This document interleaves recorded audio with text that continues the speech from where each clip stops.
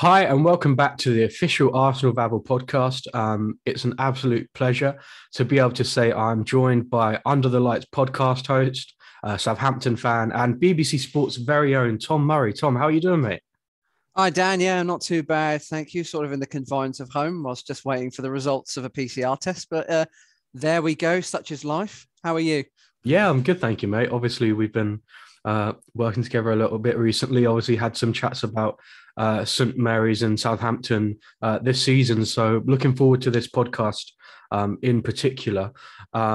Obviously, Saturday's game, Southampton at Emirates Stadium, 3 o'clock kickoff, if I'm not mistaken.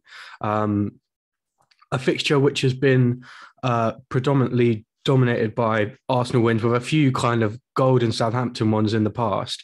What does it mean to you whenever you see Arsenal versus Southampton in the fixture list? Sorry, is there a kind of, do you get a sinking feeling, or are you like, oh, like maybe we've got a chance this time?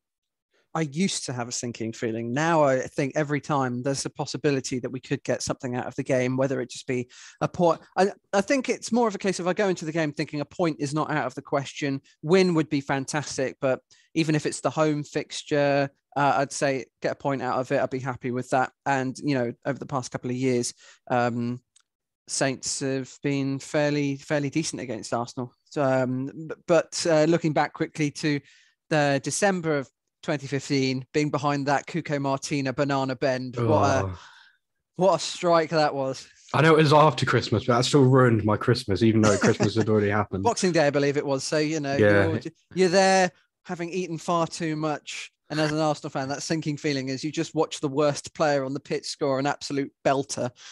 I remember watching it on TV, and I was just thinking, surely not. Like, how's that gone in?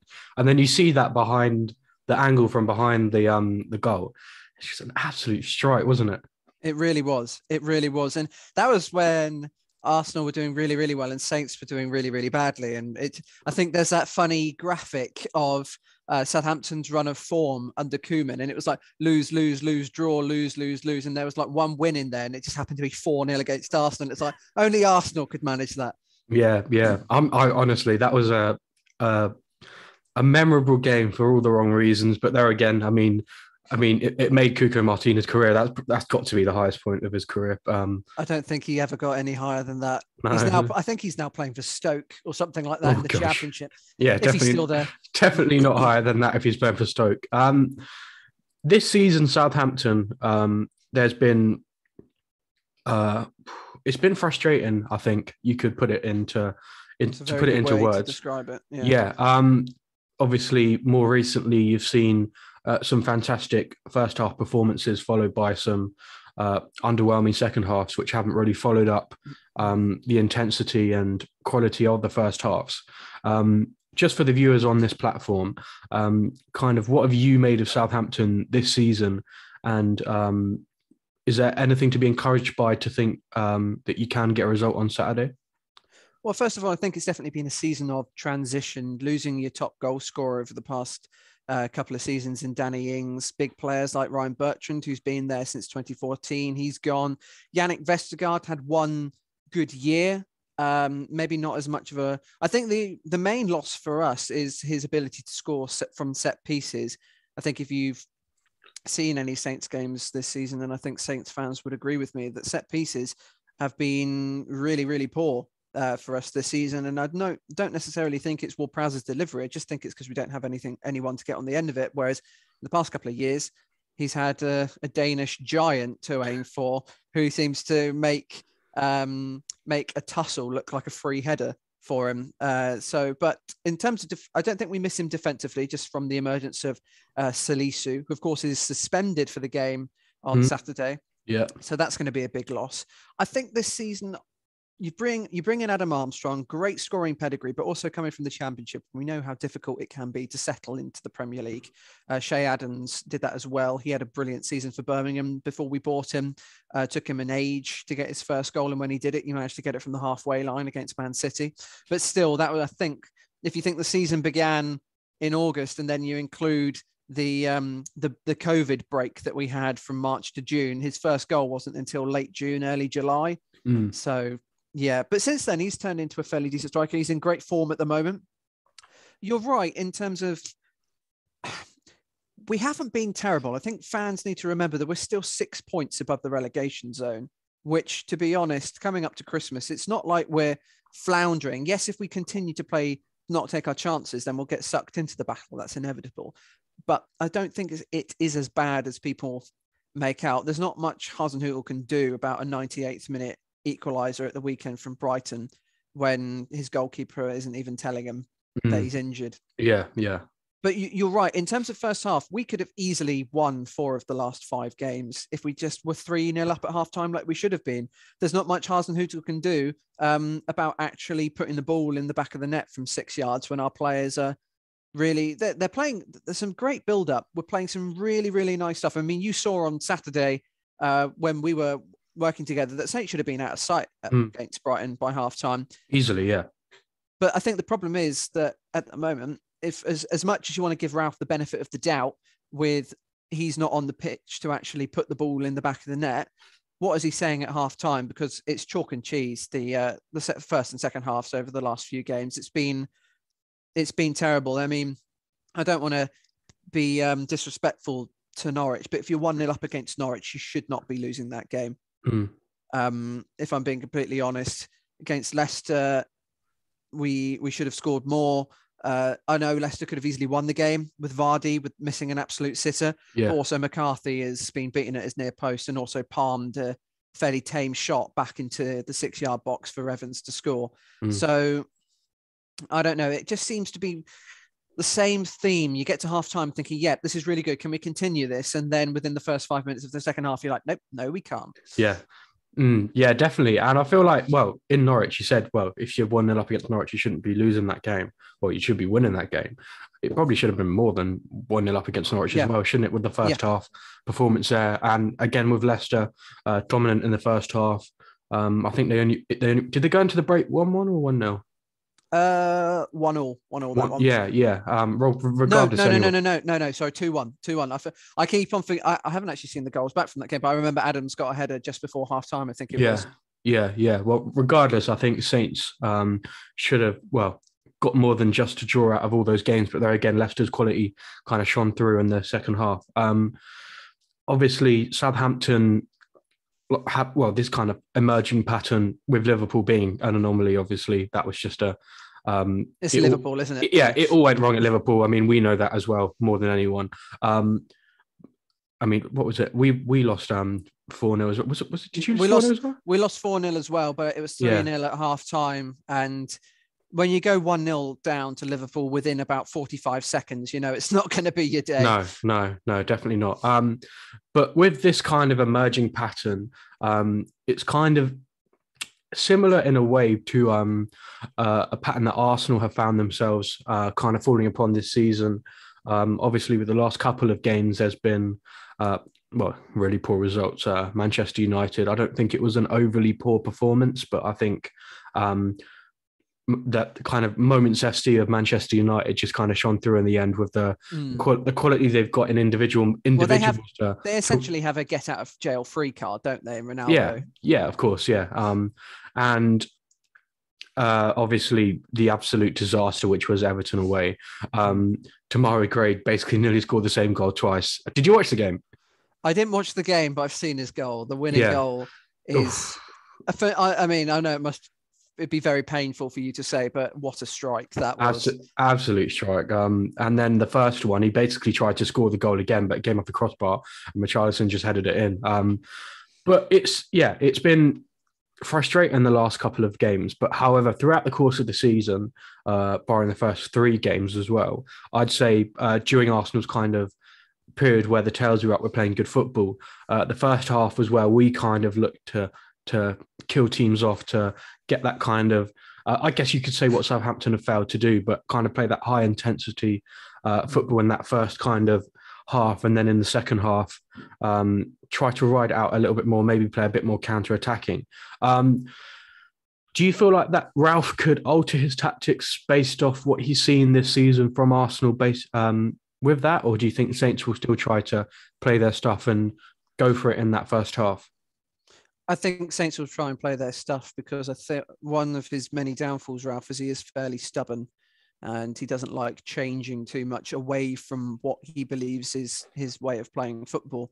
And also, he's got to think about the lack of personnel that he's got. There's no Romeo, there's no Salisu, there's no Stuart Armstrong. I'm trying to think if anybody else is missing.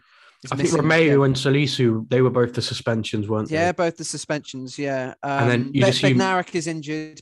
I think last time I checked, you'd assume that Big Willie Caballero's coming in. Yeah. Yeah, add the context there. Add the context. I was going to say Caballero will probably come in for this game. Obviously signed him on a 1 month deal. What do you make of that? I think look, if you're looking for an emergency keeper when your two main choice are out, and you've got a 23-year-old, and you're not putting your faith in him, I think that says a lot about the 23-year-old Harry Lewis. Who actually, I think his only other first team appearance was against Arsenal in 2017, where Saints lost 5-0. So he doesn't exactly have the best of luck against Arsenal. Okay. But was that the FA Cup game at St Mary's? That was the FA Cup game where we made, I think, about 11 changes. It was the game after we got to the League Cup final, and it was, I have to say, as a Saints fan, I was still buzzing off the back of that. I mean, as you would be, you're buzzing off the back of that match. We're getting absolutely torn apart. We're playing our kids against Arsenal. I'm here like, we're going to Wembley. Yeah, I was going to say, I think I remember being at that game. I think that was one of my first games I went to. And I think when the 5th goals went in, there was still people in the northern end just jumping up and down, just singing, "We're going to Wembley." I mean, to be fair, you've got to salute it. What was it? A Theo Walcott hat-trick on the night, I think it was. Yeah, Theo Walcott hat-trick and a couple from Alexis Sanchez, I think, if I remember correctly. But and Danny Welbeck with a little chip as well, I think. Oh, yeah. Danny Welbeck, that was a lovely chip, I have to say. But sorry, focusing back on hazy memories, love that. Going back to this particular game, I think that, it's going to be very much a case of which personnel is available for him. I think he'll go with 4 at the back. We don't have the personnel to play 3 at the back with wing backs, unless, of course, he wants to play Jan Valery as a centre back, which, to be honest, I think is a recipe for disaster and you're throwing the game before it's even started. Quick word on Caballero. When I don't know if you're allowed emergency loans, and that's why they've gone into the free agents market.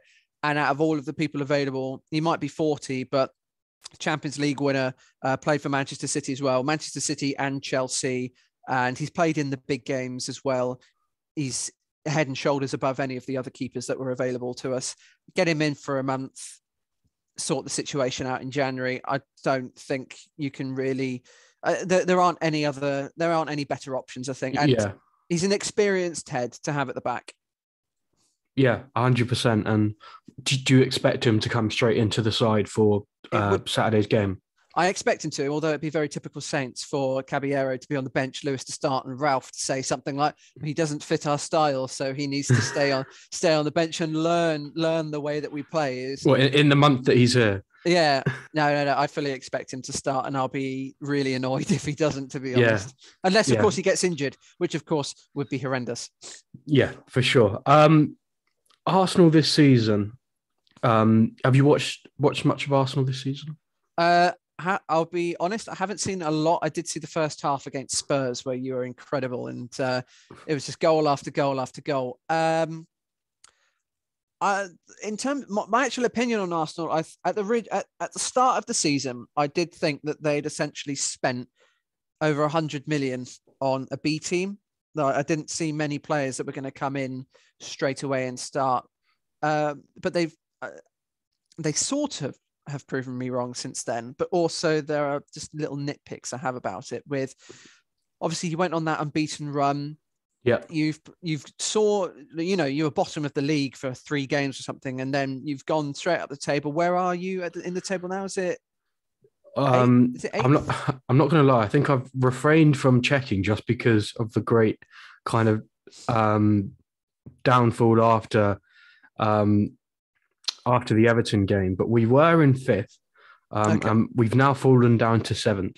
Okay, but you're still 7th, and I think they 5 points outside the top 4. Yeah, Mm. You're playing some good football. There's been some really nice stuff. Obviously, Emil Smith-Rowe has been sensational this season. Yeah. Saka as well. But if I was going to just flip on the other side, I had a look the other day of who Arsenal have actually beaten in the Premier League. And I think all of your wins this season have come against teams in the bottom half when you played them. I think Spurs were in the bottom half when you played them. I may be wrong. Feel free to contradict me on that. But I think Probably, to be honest. But I mean, to be fair though, I mean, it was early on in the season, and I think that the two kind of results you can pick out from that and say they were good results were the Spurs game, obviously, and I think Leicester away was a fantastic performance. Yeah. And a few lucky draws in there as well. But yeah, sorry, carry on. What more have you made of Arsenal this season? I think what they are again that unbeaten run shows that they found a sort of style. They are playing well. They are beating teams when they need to. They're beating the teams around them, but it seems to be almost the same old as soon as they come up against a big club. They can't. Obviously, I'm not saying that Arsenal are not a big club, but when it comes up to like the top six, they seem to crumble a little bit. And obviously, with your defeat against Everton on Monday, I was thinking originally this is going to be a difficult game at the Emirates. I still think it's a difficult game at the Emirates, but also it's one of those where you just think Arsenal of old just creeping in ever so slightly. This could be a perfect time to play you guys. It could be a perfect time to play us, but on the opposite side, it could be the worst time to play us because you could get an absolute beating for all we know. However, I don't know. I think if I'm calling it from a neutral perspective, I think going into this game, if Saints can nick an early goal, I think it's all there to play for. I think an early goal would unsettle the crowd. It would unsettle the team. The youngest side in the Premier League, a very young side, just kind of obviously lack of experience, and also the kind of disappointments of the experienced players not really making that step up that we need from them. Obviously, Thomas Partey and Aubameyang being incredibly poor of late. I think if Saints can nick an early goal, I think it's all to play for, and it will be interesting to watch, but from a neutral perspective. However, if you're an Arsenal fan like myself, then I think it's just kind of like, well, just watch from behind the sofa if possible. But it will be a tough game, I think. I think Saints will bring physicality. Obviously, they've kind of gone for the two up front. Obviously, Broja and Adams started at the weekend, wasn't it, against Brighton? Yeah. And we're kind of moving to this now. Do you expect, give us your expected 11. Do you expect the kind of strike force to be potentially Shea Adams and Broja, Shea Adams and Adam Armstrong? We'll start from the back. Obviously, you said Willy Caballero in goal. Where would you go for in your back four? Well, obviously, I think we've put Big Willie at the back to fill in that hole. So we'll keep him there. Yeah. Right back, I think Livramento has actually been fairly poor recently. I don't think he was that great. Brilliant start to the season, Livramento. Brilliant start of the season, but I think he might be getting a little bit tired. It's a case of who we have available in terms of personnel. I would go with, to be honest, actually, forget what I've just said. Livramento at right back, Walker-Peters at left back, and then I think it has to be Stevens and Lianco in the middle, which is going to be different. Stevens was really, really good before he got injured at Man City. But of course, he's been out for a long time. So let's see how he does. Lianco, they really are the only options to have at centre-back, unless you want to put Simiu up from the B team. But whether he's ready, I don't know. And I don't know if you put him in straight into the starting lineup against Arsenal at the Emirates. Probably not, no. Yeah. So that's assuming that's the back four picks itself, just purely on people who are available. Sure. Then obviously Romeo is out. So I'd imagine it'd probably be Ward-Prowse and Diallo, which, to be fair, isn't horrendous. Ward-Prowse, I think, has been pretty below par this season, if I'm being completely honest. Obviously, he doesn't have the stat padding to back that up in terms of he hasn't really had a free kick to take from 25 yards out in the perfect spot. But even so, on the pitch, fairly average. his set piece deliveries. I know he said he hasn't had anyone to aim for, but also some of his set pieces have been really poor. And he seems to be, you and I touched on this during the Leicester game, he seems to be reluctant to take them at the moment, playing them short to Romeu. And I'm not quite sure what's going on there, because both of the times that he played it short, it amounted to absolutely nothing. I don't even think we got the ball into the box. Sure. Anyway, I then start Redmond. I think he's, 5 assists and 4 assists in 4 consecutive games, I think, at home. So he's obviously doing very well. For a guy that's been, a bit of a scapegoat, someone to get at from the fans, has been poor. And I'll just put my hand up and say, at times this season, I've wondered why he's been in the team, but he's certainly shown why he should be in the team at the moment. He's playing very well. And then on the right, Armstrong's injured. So it's a case of who do you go for there? Do you stick with Teller? Do you go with Elianusi? Do you put Genepo? Do you put Walcott? It's a very much a pick from a sort of a meh bunch, if you get me. And then up front, I'd imagine it'd be Broja and Adams. Armstrong certainly isn't in any kind of form. Broja is, Adams is. You play your 2 top strikers up front. So there you go. There's my starting 11.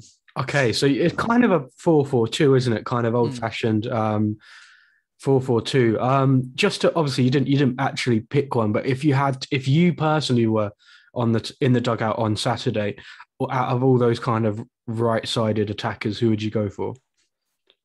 I would probably go for Elianusi, just because I think Teller lost his rag a little bit against Brighton. I thought he did play well, but at the same time, I think Elianusi would be good for this type of game, because he's very good at sort of cutting inside and playing those balls through, sort of a bit more in the mold of Stuart Armstrong. I think we miss Armstrong a lot with the with the vision that he has.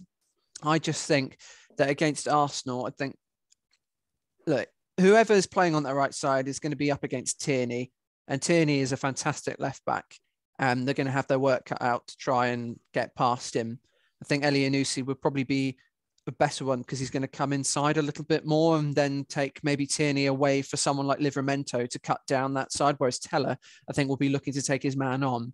And of course, he could have a really good game, take on Tierney, send him to the shops or something like that. But I think it's more realistic that Tierney is going to have the better of whoever's going to play down the right. So if Elianusi is able to come inside, create space for an overlapping fullback, whether it's Walker Peters, whether it's Livramento, I think that'll probably be a better way forward. Anyone but Walcott or Genepo at the moment, please. Okay. Obviously, let's talk about that kind of little battle there. Kieran Tierney. I hope Kieran Tierney starts, because as good as Nuno Tavares has been, Kieran Tierney just is our best left back that we have. I'd say kind of you'd want to be more kind of wary of Tierney bombing down that left-hand side, as much as you're going, I hope that probably, who would it be? Sorry, Livramento can bomb down that side with Elianusi. You'd also, I'd say you've also got to kind of have in the back of your mind, if I lose the ball here, there's going to be a big kind of hole for Tierney to bomb into. And obviously then, again, vice versa, Saints could then kind of take advantage of that. Is that one of the kind of key battles on the pitch? Do you feel potentially Saints' right-hand side is the stronger of their attacking sides? Yes, in a way, because you've got Livramento on that side. He's very good attacking wise. I'd also say that the combination between Walker Peters and Redmond on the left is also quite dangerous. I think the main battle, I know it's cliche to say it, but it's going to be in the middle of the park. It's going to be between Ward-Prowse Diallo and Partey, and is it Lokonga? Well, Xhaka was back for the Everton game, so I'd assume it would be Xhaka and Partey again. So that's going to be a monumental battle in the middle. And if I'm being completely honest, I think that Ward-Prowse and Diallo and physically probably lose that battle. So it's about controlling the ball more than anything. Maybe see if they can get a rash challenge out of Xhaka. I know he's sort of party to that. Such a stereotype, such a good stereotype. But you know what? You know what I mean? He does lash out. And I know that Ward-Prowse can be a really, really annoying little player to play against in the middle. And, I'll hold my hand up and say that he's definitely improved sort of the gamesmanship side of his game. And in that sort of thing, he becomes a very annoying little player. But yeah, it's got to be in the middle. I know, it's whoever takes their chances. And you say if Saints get an early goal, that could really give them a chance. So at the moment, Saints getting an early goal seems to make no difference to what result they get at the end of the day. So, but you're right in terms of an early goal would definitely change the atmosphere. We know Arsenal fans, especially at the Emirates, can. I don't want to say. No, go on, say it. Say it. Go on, say it. I don't want to say. I don't want to say that they moan, but they're quick to get on the back of their players. I think at the moment, especially after the Everton game, where overall I read it was just an absolutely horrendous performance. So they're going to want to see a reaction, and if Saints were to go 1-0 up very early on, then that could be knives out very quickly. Yeah, it could be. It could be, and the Emirates has been known for becoming a very toxic place over the years. Especially with managers. And to be honest, I just really hope that, again, no disrespect, I hope that there can be a convincing win. Yeah, like you said, it could be a nervy result if Southampton get an early goal.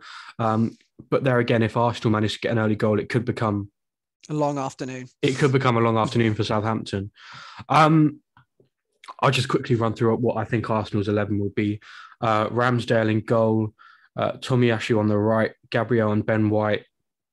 I hope he picks Kieran Tierney because we looked so much better when Tierney was on the pitch against Everton. And then again, I just didn't really understand the substitution on around kind of 60, 70 minutes when he brought Tavares on. And then Tavares I think Tavares is a very good player. I just think he's a bit raw. He doesn't have that kind of, how do you say, maturity to know, kind of to be a bit more disciplined in his positioning. And I think all credit to him. He's got a fantastic attitude and he can be a very good player for us. But I just think he's still only 21. There's a long way to go with Tavares. Midfield, I'd then go with Xhaka and Partey. I think Odegaard keeps his spot in the number 10. And then I think Smith Rowe's injured still. I'm not sure if he's going to be back in time for this game. So you've probably got Martinelli on the left, Saka on the right, if he's fit, because it looked like every single Everton player was trying to kick him in the game on Monday. And then, I think you go with Lacazette up front. I think Aubameyang he's just really, really been so poor this season. I think Lacazette might be the person that Arteta goes with. Aubameyang had a massive chance as well at the end of the Everton game.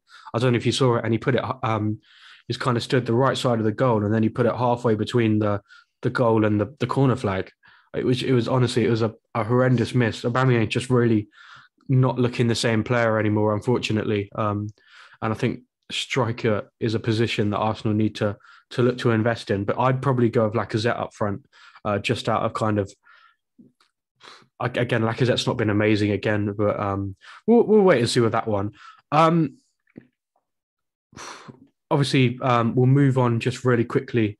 How you think the game's going to go, followed by a score prediction, if that's okay, please, Tom. Yeah, no problem. I think that Saints are going to put in a decent first half performance. It will be 1-0 up at half time and somehow lose it 2-1 in the second half. So you're going to predict 2-1 to Arsenal? I still think it's going to be a difficult place to go. Arsenal, despite the Everton result, it's Saints need to bounce. Saints need to bounce back. But at the moment, they're just not showing that they can perform for 90 minutes. And I think against a team like Arsenal, even if Arsenal are not the team that they used to be, they've still got more than enough quality to punish us. I think we'll score, but I don't think we're getting anything from the game. Okay, yeah, 100%. I could see that kind of prediction happening. I'm going to say 3-1 for the sake of being different. I would probably say 2-1's around what I think will happen, but I'll say 3-1. I'm confident. I think if we get a couple goals and we start playing some good football, then like I said earlier, it could be a long afternoon for Southampton. Tom, massive thank you for jumping on this. Do you just want to kind of plug your podcast and the kind of Saints stuff that you do? Yeah, sure. Thanks. Well, first of all, thank you very much for having me on. It's been an absolute pleasure. Really enjoyed it. All right. For those who don't know, myself and Callum Wilson, we have a podcast called Under the Lights. It's at _Saints. A lot of Southampton chat. However, we do dabble with other topics from time to time. We try and see if we can get some guests on, but it's mostly just two guys chatting rubbish about football. But hey, who doesn't like that? Very true, very true. And can people find you on all platforms, YouTube, Spotify, or is it just a kind of audio kind of? We're on Twitter, and then from Twitter, our Twitter page, you can find the links to our Podbean where we've got the episodes, but also we've done a few video episodes on YouTube. But again, you can find the links on our Twitter site.